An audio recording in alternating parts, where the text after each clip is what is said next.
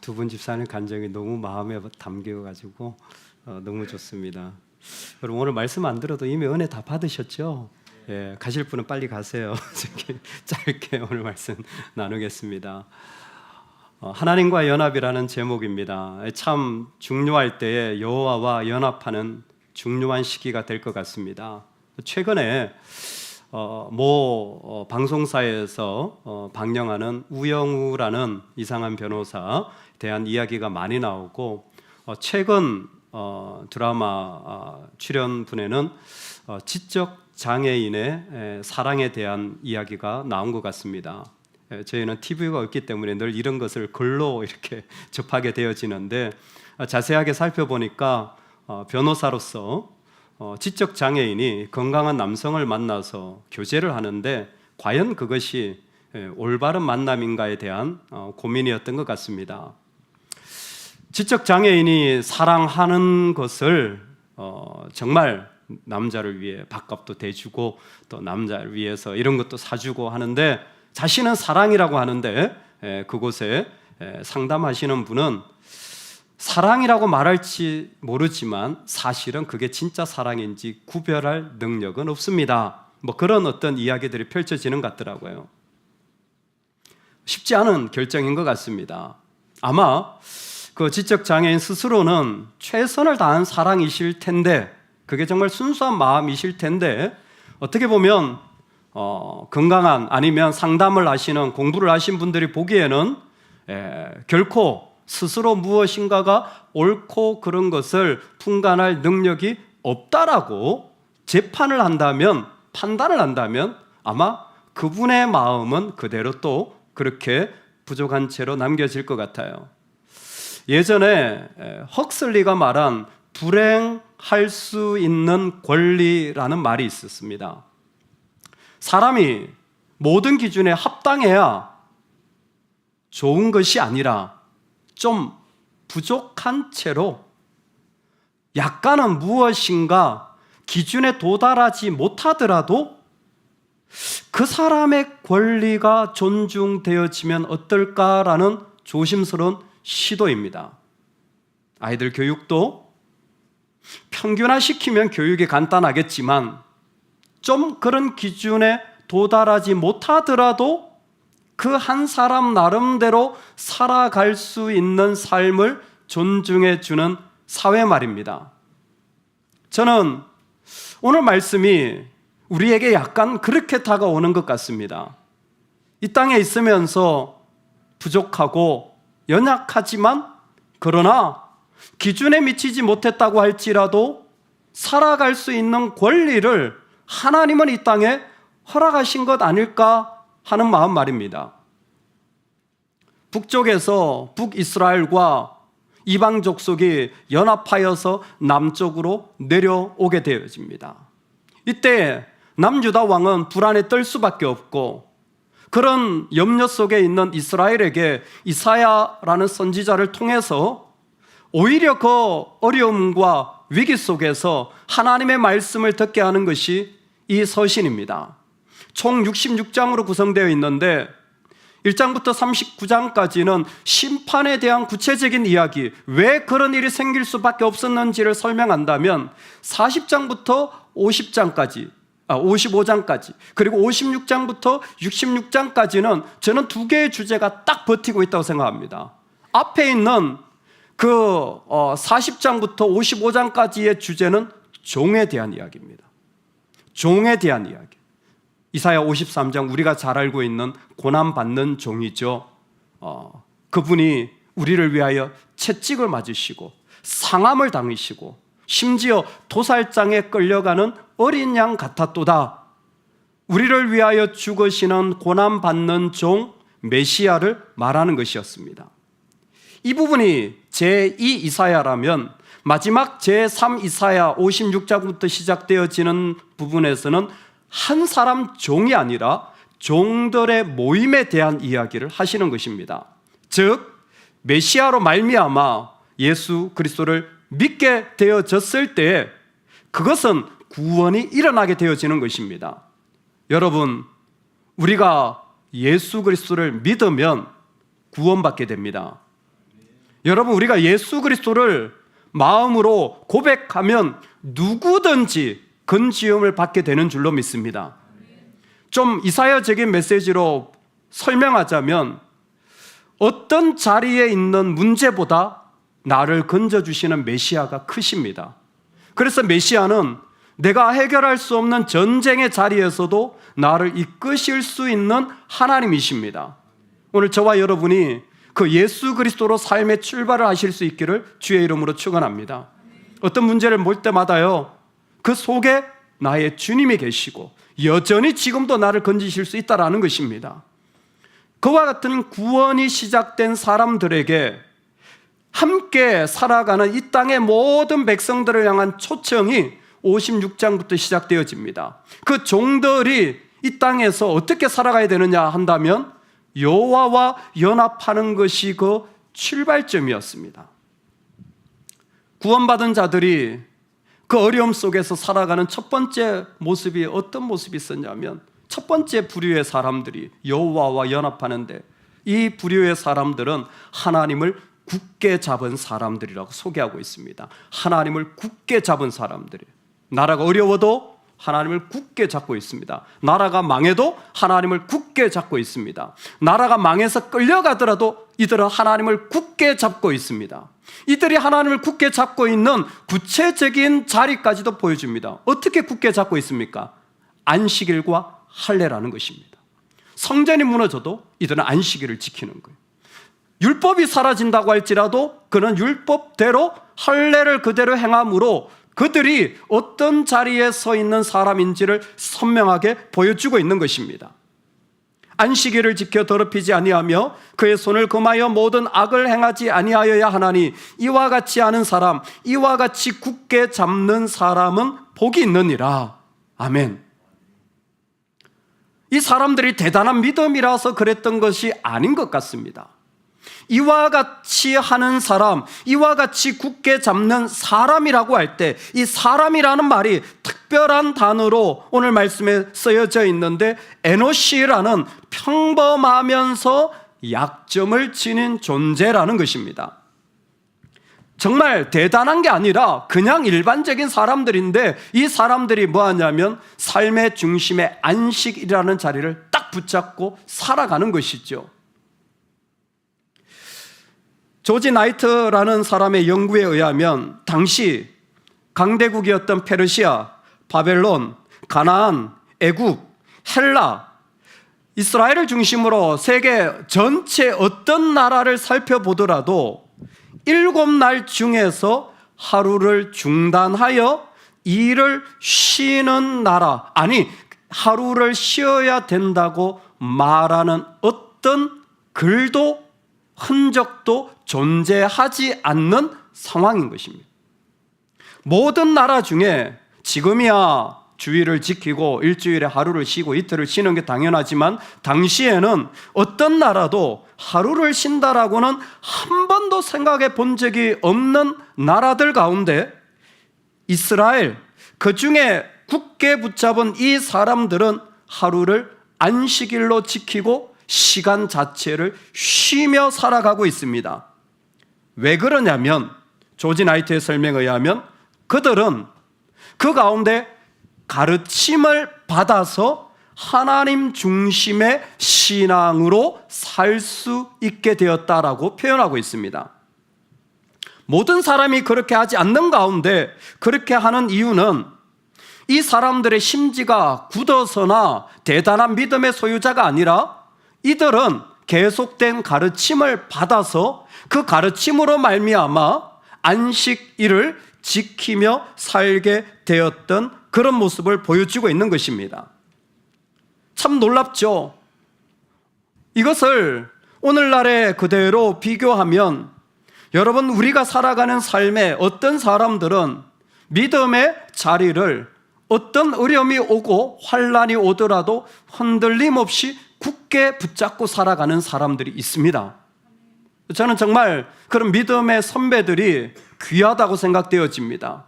어떤 어려움이 와도 예배의 자리, 아무리 고달파도 내가 하나님께 나아가는 자리를 절대 타협하지 않고 굳게 붙잡고 있어요. 그런데 이 부분이 조금 더 구체적으로 설명되어지면 좋은데 무조건이 아니라 그들이 그렇게 할 수밖에 없는 이유가 뭐냐면 계속 하나님을 배우고 있었다라는 게 이 성경의 배경이라는 것입니다. 즉 내가한테 이것은 어떻게 보면 이제 습관이 될 수도 있어요. 사실 그렇습니다. 포나드라는 학자에 의하면 할례는 더 이상 그들이 거룩으로 구별된 표시가 아니라 이스라엘 백성으로서 표시로 전락하게 됩니다. 나중에 되면 뭐든지 그렇죠. 그럼에도 불구하고 어떤 자들은 하나님을 계속 배우면서 하나님으로부터 계속 마음을 받아서 하나님으로 가르침을 받아서 그 자리를 지키는 자들이 있다는 것입니다. 저와 여러분이 이런 성도, 이런 부모가 되면 좋겠습니다. 아무리 흔들려도 내가 하나님 앞에 서야 할 예배의 자리, 하나님 앞에 섬길 믿음의 자리를 지키는 거예요. 근데 이게 내 고집이 아니라 내 하나님 나한테 계속 말씀해 주시는 은혜와 사랑이 내 영혼을 감싸고 있기 때문에 내가 그 자리에 서게 되어지고 사모하게 되어지는 사람들 말입니다. 이 사람이 굳게 붙잡은 사람들이에요. 또 한 부류의 사람이 등장합니다. 그냥 그 안식일과 할례에 대한 선명한 마음을 가지고 굳게 붙잡은 사람들이 있다면 또 하나는 그 가운데 이방인과 고자들로 이 땅에서 사실 제외되었지만 여호와께 연합한 사람들이에요. 3절에도 여호와께 연합한 이방인은 말하기를 6절에도 또 여호와와 연합하여 그를 섬기며 라고 이 땅에서 어떤 사람은 사실 그 중심이 선명하여서 계속 그 길을 하나님으로부터 배워가는 이런 사람이 있는가 하면요, 어떤 사람은요 그 가운데서 사실 원래 그 가운데 포함되지 못했어요. 함께하지 못했어요. 이방인이. 그럼에도 불구하고 배제되었던 자들이 그 가운데 포함되어진 겁니다. 특별히 이사야는 이방인, 그리고 오늘 성경은 고자라는 표현을 그대로 쓰고 있습니다. 남자의 생식기를 잘라내어서 그 성적인 기능을 하지 못하게 만든 바로 그 사람들을 말합니다. 대단히 자극적인 단어인데도 성경이 그대로 사용하는 것은 실제로 자기의 정치적인 아니면 인간적인 여러 가지 이유들로 말미암아 이와 같은 행위를 했기 때문이에요. 이와 같은 사람들은 사실은 하나님은 금하셨습니다. 신명기에 보면 아모리 족속, 헷 족속, 이방인, 고자는 이스라엘 총회에 들어오지 못할 진이라고 선명하게 선을 그었습니다. 왜냐하면 사실 생식기를 잘라낸다라는 것은 하나님이 생육하고 번성하라라는 말씀을 정면으로 어기는 불순종이기 때문에 그래요. 그것을 파괴하는 행위 자체가 하나님의 뜻과 의도를 정확하게 반역하는 행위이기 때문에 하나님 그것을 원치 않으셨습니다. 이방인은 뭡니까? 다른 신을 섬기는 자들이잖아요. 하나님은 나 외에 다른 신을 두지 말라고 했기 때문에 이와 같은 자들은 여호와의 총회에 들어올 수 없다고 말씀하셨습니다. 오늘날 문화적으로 사실 고자라는 표현은 잘 쓰지 않습니다. 근데 비슷한 말이 황관이라는 말로 비슷하게 대체할 수 있습니다. 관로하고. 그래서 오늘 설교 중에는 이 두 단어를 제가 혼용해서 사용함을 양해해 주시기 바랍니다. 이방인이나 황관은 그 총회에 들어올 수 없는 자들이었습니다. 그럼에도 불구하고 그 가운데 4절에 보니까 여호와께서 이와 같이 말씀하시기를 나의 안식일을 지키면 내가 기뻐하는 일을 선택하며 나의 언약을 굳게 잡는 고자들에게는, 즉 이들이 어떤 일을 했냐면 하나님을 다시 굳게 잡는 일들로 나아간 거예요. 다시 하나님을 굳게 잡는 일들로 마음이 돌이켜진 겁니다. 결단한 거예요. 원래 그런 사람이 아니에요. 원래 그와 같은 상황이 있지 않았습니다. 원래 안식일이 무엇인지 이들은 그런 것에 전혀 관심이 없던 멀리 있던 사람들이에요. 그런데 그 안의 삶의 자리에서 하나님을 향한 결단으로 하나님을 꼭 붙잡고 나아갈 때에 하나님 어떻게 하시냐면 그 사람들을 그 가운데 불러 세우는 거예요. 그 가운데 포함시키는 겁니다. 포함시킬 뿐만 아니라 그들을 6절에 보면 여호와와 연합하여 그를 섬기며 라고 했는데 레위와 제사장이 하는 일이 섬기며 라는 단어예요. 특별히 하나님이 이 단어를 사용하고 계십니다. 일반적으로 예배하다, 일하다, 아바드라는 단어 배웠죠?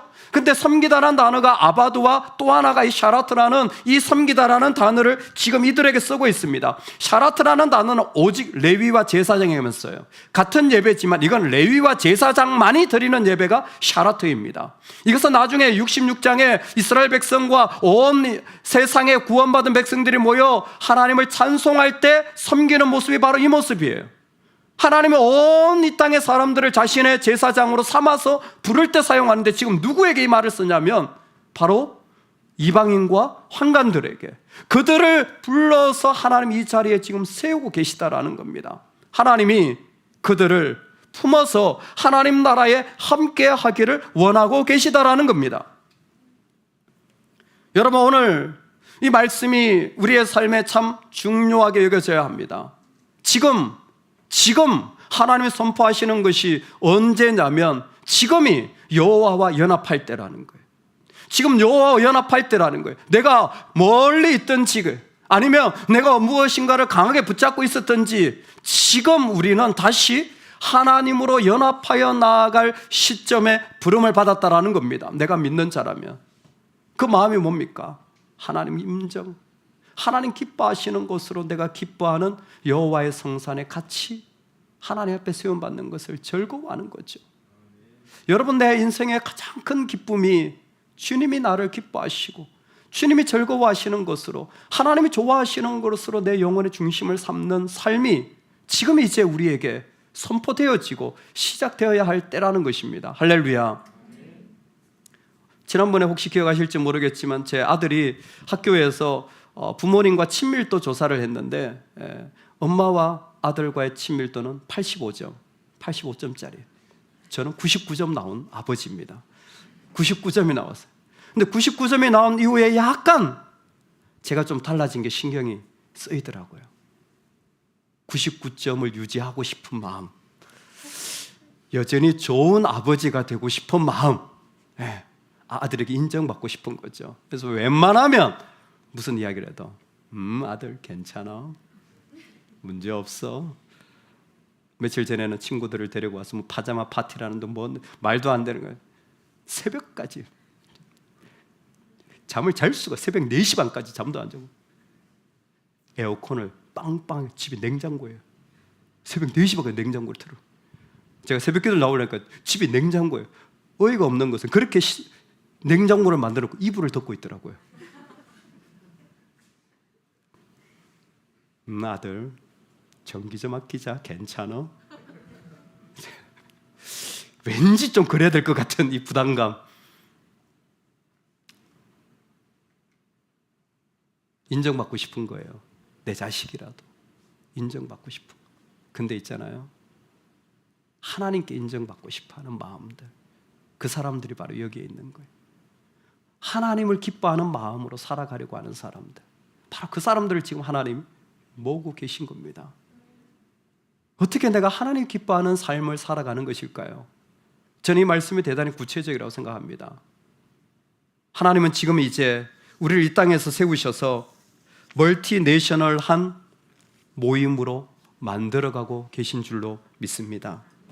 이제는 유대인만이 아니라 이방인과 환관들을 모아서 그 가운데 함께 예배하는 것이 그리스도가 오신 그 이후의 모습이라고 말씀해 주시는 거예요. 사실 이스라엘이 제일 싫어했던 부류가 이방인하고 고자들입니다. 이 그리스도인 유대인들은 가장 이 사람들과 같이 하고 싶지 않아서 심지어 그들을 멍멍이라고 부르며 멸시하는 말도 스슴치 않을 정도였습니다.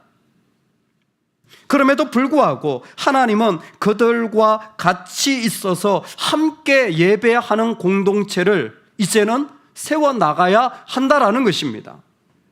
이제는 그저 우리만의 교회, 그저 우리만 예배 드리는 자리가 아니라 이 교회도, 이 가정도, 내가 살아가는 삶에도 함께 살아가는 자리로 하나님 부르고 계신 것 같습니다.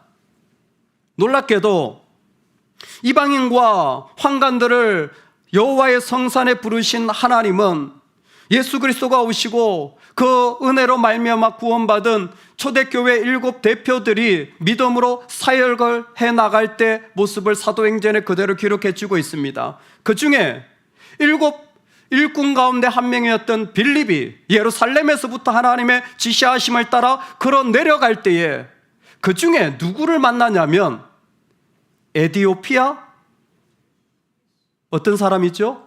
내시를 만나게 됩니다. 바로 환관이죠. 놀랍게도 에디오피아 내시를 만나게 되고 그 사람이 뭘 읽고 있습니까? 이사야서를 읽고 있어요. 이사야서 53장을 읽고 있습니다.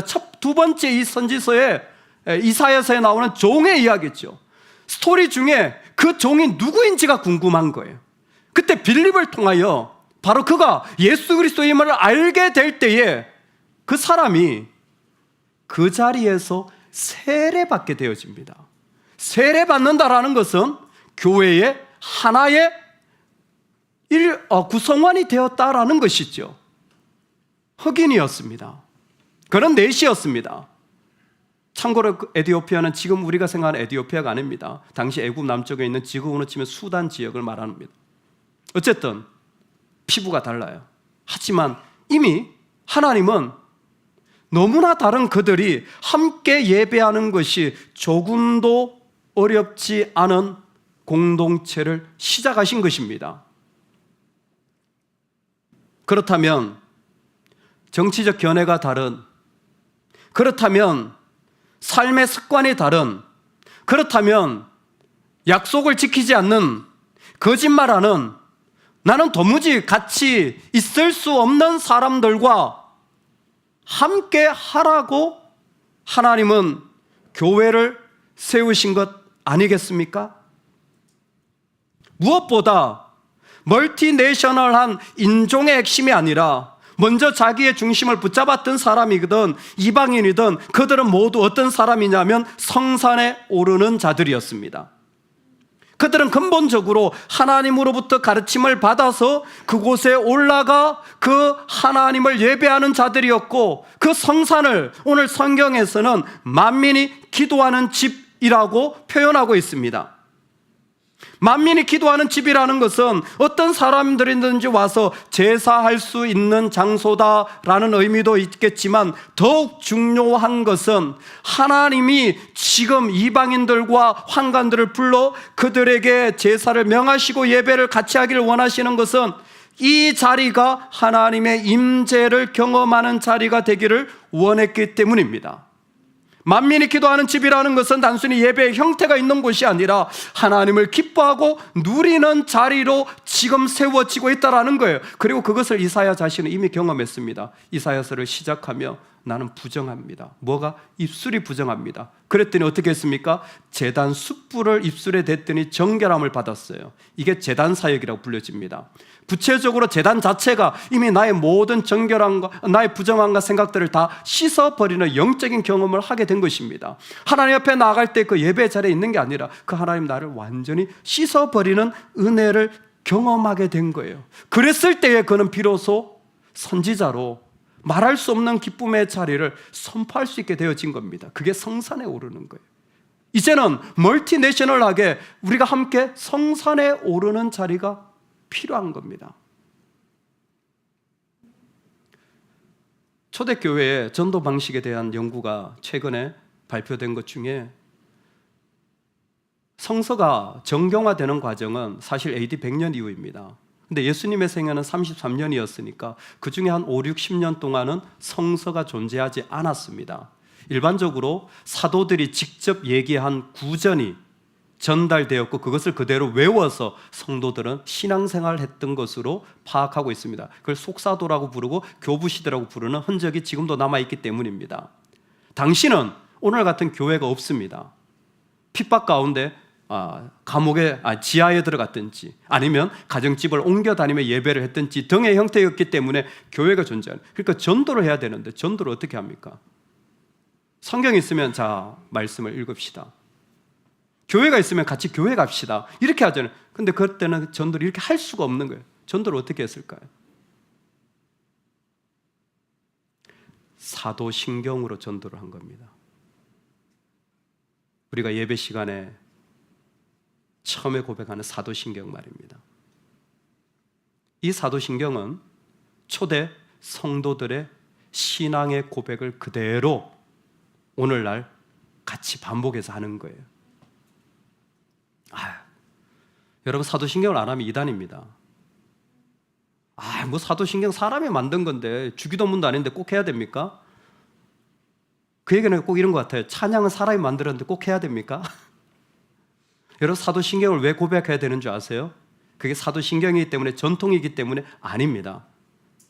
사도신경을 고백하는 이유는 사도신경 안에 삼위일체에 대한 고백이 있기 때문에 그래요. 이단이 제일 힘들어하는 게 삼위일체 고백이 힘듭니다. 왜? 자기 자리가 빠지니까. 그래서 사도신경을 계속 선포해야 되는 이유가 뭐냐면 삼위일체예요. 다만 오늘날은 이게 조금 형식화되었죠. 그냥 외우는 거예요. 군대 가면 교회 다녀 하면 주기도문 외워봐. 주기도문 외우면 그래도 못 믿으면 야, 너 사도신경 외워봐. 두 가지 다 하면 교회 좀 다니는 녀석이구나. 이게 외우는 거죠. 근데 본질은 뭐였냐면 사도신경의 첫 번째 단어가 크레도 인 데움이에요. 나는 믿습니다. 나는 하나님을 믿습니다. 이게 사도신경의 첫 번째예요. 우리도 전능 가서 선지자만 하나님 아버지를 내가 믿사오며, 원문에 보면 내가 믿습니다가 제일 앞에 나와 있어요. 전도를 어떻게 했냐면 내가 믿습니다. 어떤 하나님을 믿냐면 삼위일체 하나님을 믿습니다. 그런데 이들의 마음이 뭐냐면 너무 그 하나님의 기쁨을 표현하고 싶었던 거예요. 삼위 하나님이 계신 것 자체가 이미 마태복음에서 이는 내 사랑하는 아들이라 내가 그를 기뻐하노라 했던 그 마음이 그들의 마음에 있었던 겁니다. 그 마음 자체가 그들에게 전도하는 전부였어요. 내가 믿습니다. 근데 너무 기쁜 그 주님을 같이 나누고 싶습니다. 이게 전부였어요. 그럼에도 불구하고 사람들이 그 하나님으로 말미암은 기쁨을 마음에 받아들이고 싶은 소망과 그 어려움에도 불구하고 같이 연합하게 되어지는 일들이 났습니다. 뭐예요? 성산에 오르고 있는 겁니다. 이게 성산에 오르는 거예요. 여러분, 지금 우리에게 이 두 가지가 꼭 필요하다고 생각되어집니다. 여러분, 첫 번째, 더 이상 이제는 나만이 아니라 하나님과 연합해 나가야 되는 시즌인 줄로 믿습니다. 지금은 성산에 진짜 올라야 될 때예요. 열심히 예배 잘 드리시기 바랍니다. 섬기시기 바랍니다. 그러나 정말 더 중요한 게 있어요. 내가 하나님을 만나는 그 기쁨, 내가 믿노라 했을 때 그 기쁨이 이제는 우리 안에 일어나야 될 때라는 겁니다. 여러분, 이 기쁨을 위하여서 교회에서는 아이들 수련회를 준비하는 거예요. 청소년부 수련회를 준비하는 겁니다. 왜? 그 기쁨을 맛보라고. 근데 정작 우리 가정은 어떻습니까? 여러분, 가정 수련회를 좀 하세요. 내 아이들과 그 기쁨을 나눠야 되지 않겠어요?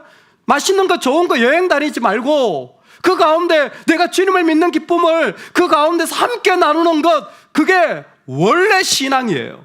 그게 전부였습니다. 하나님이 지금 56장에서 선포하는 시대가 그런 시대예요. 다 같이 성산에 오르자 할 때 그게 뭐 대단한 성전입니까? 사실 이사야는 이미 성전이 무너질 걸 다 알고 있었습니다. 그리고 그들이 돌아온다고 할지라도 그 성전이 회복되지 않을 것을 알고 있었어요. 그럼에도 불구하고 성산에 오르자가 하나님 왜 말씀하십니까? 하나님으로 말미암은, 그 삼위일체 하나님으로 말미암은 기쁨을 그 가운데서 하나님은 나누고 싶은 거예요. 그래서 오늘 말씀해 보면 그 하나님께서 내가 내 집에서 내 성 안에서 아들이나 딸보다 나은 기념물과 이름을 그들에게 주며 영원한 이름을 주어 끊어지지 아니하게 할 것이며 내 안에 같이 있자. 이 기쁨을 누리며 영원히 너의 그 기념과 이름을 무너지지 않게 하리라. 할렐루야. 압살롬은 자녀가 없었습니다. 그래서 기념비를 세워요. 자기의 이름이 계속되기를 원하여서. 기념한다는 건 그겁니다. 하나님의 이름이 계속 기억되기를 원합니다. 언제? 하나님 성산에서, 하나님 성 안에서 그 기쁨을 누리는 그 자리를 통하여 하나님의 이름이 계속 선포되어지기를 원하는 것입니다. 여러분, 이 기쁨의 자리를 이제는 회복하고 출발하는 은혜가 있기를 소망합니다. 두 번째는, 여러분, 멀티내셔널 하다는 건요, 인종적인 문제가 아닙니다. 사실 저는 우리 교회가 하나님 허락해 주시면 그렇게 됐으면 좋겠어요. 정말 인도네시아 형제들도 여기 와서 예배하고요, 우리 감비아 형제들도 와서, 자매들도 와서 예배하고요, 하나님 허락하신다면 이렇게 했으면 좋겠어요. 할렐루야. 전 목사는 한글로도 설교하고 영어로도 설교, 인도네시아 예배 시간 한 2시간쯤. 아니요. 하나님 이방인들을 끌어모으실 때 하나님 마음이 뭔지 아세요? 하나님 스스로 율법을 내려놓으시고 예수 그리스도로 완성하신 겁니다. 하나님이 신명기에 이방인은 들어오지 못하리라 율법을 만드신 분이에요. 그럼에도 불구하고 율법을 완성시키신 분 누구십니까? 하나님 그분이세요. 뭐를 통해서? 십자가의 죽음을 통해서. 그게 멀티내셔널입니다. 정말 우리가 선교지에 가서 선교하는 교회라면, 정말 내가 누군가를 도와주는 나눔을 귀하게 여긴다면요, 나하고 마음 안 맞는, 나는 쳐다도 보기 싫은, 나는 도저히 이해가 안 되는 그 사람을 먼저 품기 시작하는 게 맞습니다. 그게 멀티내셔널이에요. 멀리 있는 사람에게 도와주는 건 쉽습니다. 근데 정말 지금 중요한 것은 내 안에 이방인이라도 환관이라도, 아니 나의 기준에 도저히 안 어울리는 사람일지라도 주 예수의 이름으로 나를 내려놓고 품어서 함께 걸어간다면 정죄하지 않고 그 영혼과 같이 있을 수 있는 공동체, 가정, 지금 시작돼야 될 줄로 믿습니다. 그래서 우리 기준에 조금 안 맞아도 그들의 모습을 인정해주고, 그게 다 옳지 않은 것처럼 보여도 그대로 품어줄 수 있는 저와 여러분이 그 자리에